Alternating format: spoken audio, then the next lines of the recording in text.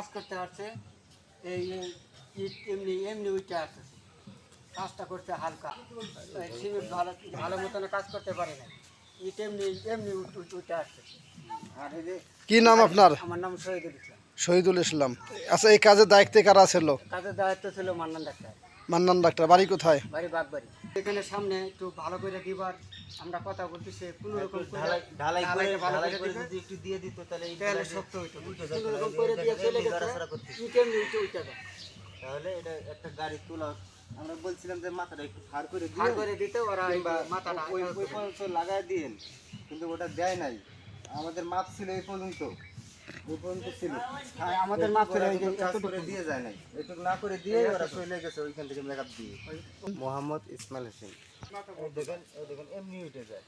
তো এইগুলা যদি এই রাস্তাটা হওয়ার বেশি দিন হয় নাই, 10 দিন কি 20 দিনের মতো হয়েছে। তো 20 দিনে যদি এগুলা উঠে যায় তাহলে মনে করেন আরও তো দিন পড়ে আছে।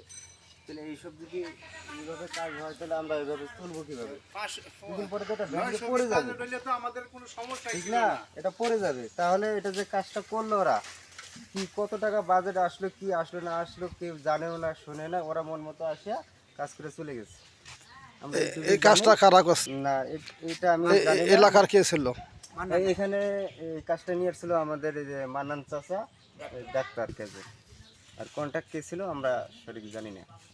মোহাম্মদ মোশাররফ হোসেন। এটা আপনার চিকুন ভিডিও বালু দিয়ে কাটনিটা করা। এটা যদি মোটা ভিডিও বালু দিয়ে মানে মোটা বালু দিয়ে কাটনি করা থাকতো তাহলে এটা আচ্ছা, এই কাজটা কে করছে এই রোডের?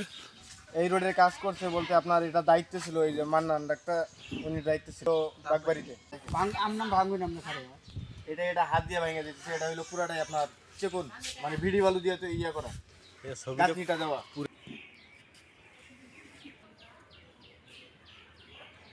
এক গাড়ি বালা দিয়ে গেছে, বালা দেয় না। পরে ওই যে আমার নাতি আছে অটো চালা, ওর সাথে একটু যোগাযোগ আছে, না আলামিন। পরে বালা এনে দিছে, পরে আমরা তিনজনে এই সারা রাস্তায় পিছাইছি। কাজ ভালো হয় নাই বলেন? একবারে কাজ দুইবার করাইছি ওখানে, মানে ঠাসা দিছি ভাই।